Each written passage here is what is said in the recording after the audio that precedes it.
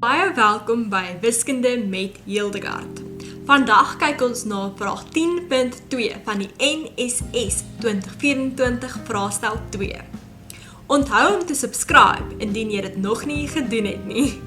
Ok, in hierdie vraag gee hulle vir ons 'n diagram waar O die middelpunt is van die sirkel. Driehoek PWS is geteken met PW en S op die sirkel. OR is loodreg op PS. Okay. PRS is verleng na T. SW en OT sny by V. En OV tot OT is in die verhouding 1 tot 4.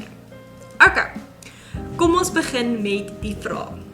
By vraag 10.2.1 moet ons bewys met redes dat OR tot WS in die verhouding 1 tot 2 is. Ons kan begin deur te sê dat PR moet gelyk wees aan RS. Die rede hiervoor is dat die lyn vanuit die middelpunt van die middelpunt van die sirkel is loodreg op die koord. Ok. Verder kan ons sê dat PO is gelyk aan OV.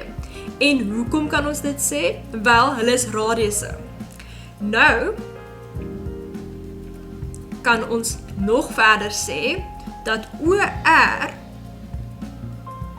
dit is nou hierdie gedeelte, OR is gelyk aan die helfte van WS.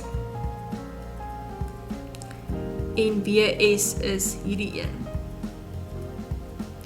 Maar nou, hoekom kan ons dit op dese aarde doen? En dit is as gevolg van ons middelpunt stelling. Ok. En daarom kan ons dus sê dat OR tot WS is in die verhouding 1 tot 2. En dit is ons finale antwoord vir vraag 10.2.1. In vraag 10.2.2 moet ons die lengte van PT bepaal as ST gelyk is aan 15 eenhede. Dit is nou hierdie gedeelte. Ons gaan nou gebruik maak van die stelling wat sê dat die lyn is parallel aan een sy van die driehoek. Okay.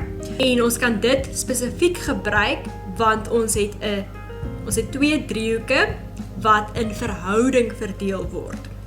So, dus kan ons sê dat OV gedeel deur VT gelyk moet wees aan RS gedeel deur ST. En dit moet gelyk wees aan 'n derde. Ons kan nou sê dat RS gedeel deur ST moet gelyk wees aan 1 op 3. En ons weet ook dat ST is 15. Nou kan ons kry dat RS is gelyk aan 5 eenhede. Nou kan ons sê dat PR is gelyk aan RS en dit is beide is 5 eenhede. En ons kan dit sê omdat die lyn vanuit die middelpunt van die sirkel is loodreg op koord. Okay. So daarom gaan ons kry PT is gelyk aan PR plus RS plus ST.